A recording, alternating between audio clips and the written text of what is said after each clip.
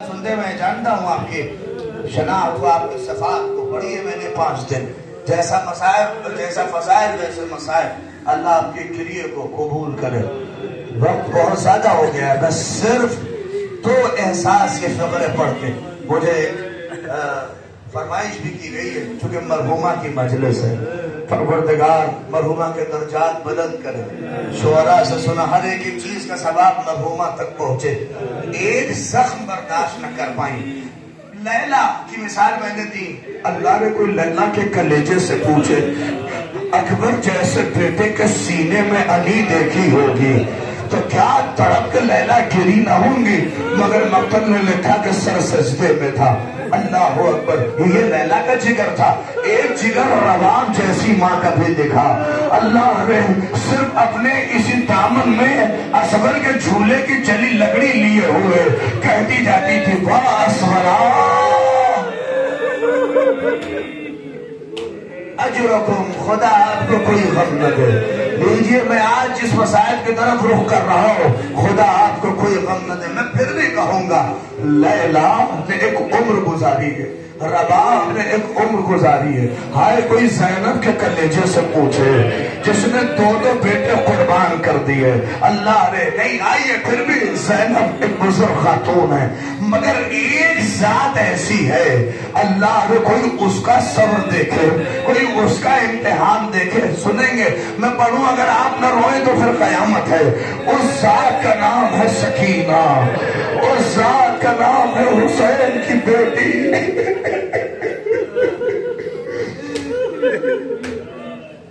نہیں شاید مجھے حوصلہ دے. آیت اللہ مرشی نجفی کہتے تھے اللہ نے حسین کی 2 رخصتی قیامت کی، مگر ایک رخصتی جب اپنی بیٹی سے ہوئے. کہتے ہیں واہ سکینہ نے کیسے برداشت کیا ہوگا جب باپ نے خدا حافظ. نہیں شاید اللہ نے کوئی محسوس کرے اس کیفیت کو. میں بیوی کے مسائل اس لیے پڑھا ہوں، سفارش ہے میں، ورنہ شہزادی کے مسائل پڑھتا آپ روتے. مگر گریہ کم نہ کرنا. روایت کے فقرے کہتے حسین خیمے سے نکلے، کہتے کچھ دور کیا پڑھے تھے کہ زلجنا سے ٹکرائے اور چاہا کہ بیٹھ کے سوار ہو تو کیا دیکھا کہ ایک آواز بلند ہے بابا کے زلجنا، ارے بابا کو مقتل میں نہ لے جا.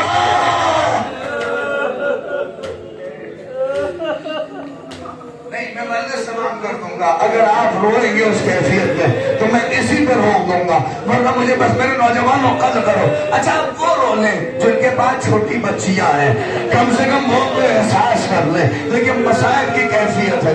کہتے حسین میری طرف دیکھیے، خاک کربلا پہ لیٹے بچی کو سینے پہ سلایا اور کہتے جاتے تھے اے سکینہ بابا کا سینہ نہ ملے گا، تیرے بابا کا امتحان ہے، اے بیٹی مجھے جانے دے. بچی کہتی تھی اے بابا پھر سینے پہ کون سوئے گا، پھر سینے پہ کون سوئے گا. اللہ نے حسین نے کہا میرے سینے پہ اب اصغر سوئے گا.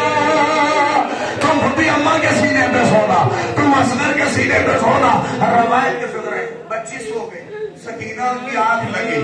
کہتے تھوڑی دیر کے بعد پھر سکینہ اٹھی، نہ جانے کیا خواب میں. مقتل نے نہیں لکھا کہ خواب کیا دیکھا، مگر میرا دل کہتا ہے کہ شاید خواب دیکھا ہو کہ نانا رسول آئے ہوں گے اور کہہ رہے ہوں گے بیٹی میرے نواسے کا امتحان ہے، اسے جانے دے.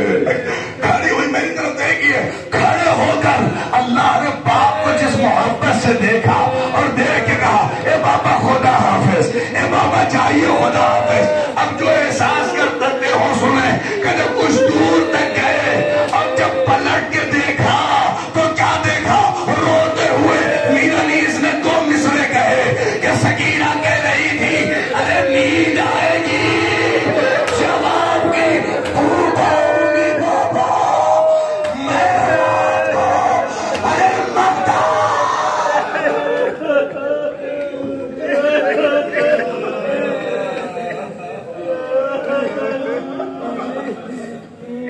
अजरकम अलस्सहरा, अजरकम अलस्सहरा। मैंने एकदम वक्त पे मजलिस तमाम कर दी।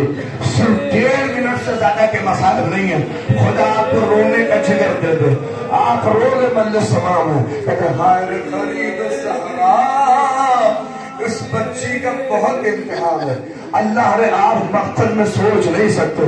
तमाचा खाती थी और जब कहती थी हाय अम्मो, कितने इम्तिहान इस बच्ची ने दिए।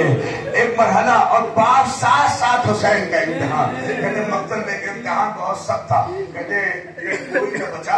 इधर देखिए, हुसैन ने मजलूम ने दोनों हाथों से तलवार पकड़ी और तलवार चलाते जाते थे और सबकी गर्दनें सर निकलते जाते थे।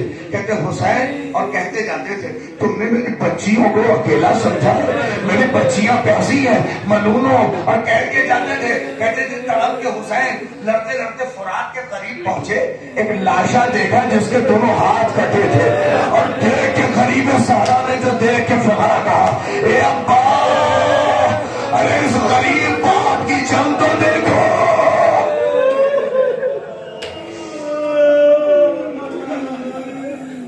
नहीं, शायद आप इस मंजिल को महसूस न कर पाए। हाय हुसैन, कहते कैफियत ये हुई कि उम्र साथ, अल्लाह अकबर, उम्र साथ शिव के पास आके कहता है कोई है तरकीब? कहता नहीं, खत देखो के जब भाग गए। कहता नहीं ठहर, अभी पहलवान बसरा बगल की बस्ती में बुला लूं, हुसैन का काम तमाम हो जाएगा। कहा जल्दी कर, किस बात की देरी है? तो खत देखा, फौरन पहुंचा। पहलवान बसरा अपनी 6 बरस की बच्ची के हमरा था, शिकार पे था, गुलाम साथ में था। खत मिलते ही बंद किया, कहा मैं चला जंग के लिए। ए गुलाम, मेरी बच्ची को हिफाजत से पहुंचा देना। कहते जब बच्ची को रुखसत करके आगे बढ़ा पहलवान बसरा, मीरानीस ने लिखा है कि दामन पकड़ लिया बच्ची ने, पलट के कहती बाबा तोहफा तो जरूर मिलेगा जब आप जीतेंगे।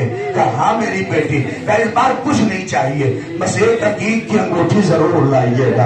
ए बाबा अकीक की अंगूठी, मैं बच्ची का इम्तिहान मार के मंदिर समाप्त कर रहा हूँ। पहलवान बसरा जब करबला पहुंचा तो क्या देखा कि एक गरीब है जिसके बदन के हर अज़्म पे तलवार है, ऊपर से नीचे तक खून में शराबोर है। कहता है किससे जंग के लिए बुलाया है? इस गरीब से। तो जानते हो उम्र साथ क्या कहता है? तुझे नहीं पता ये सारी जो खून की नदियां बह रही है ना, ये इसी ने बहाए हैं, ये इसी ने सबको गिराए हैं। काश इस मंजिल को महसूस कर लो।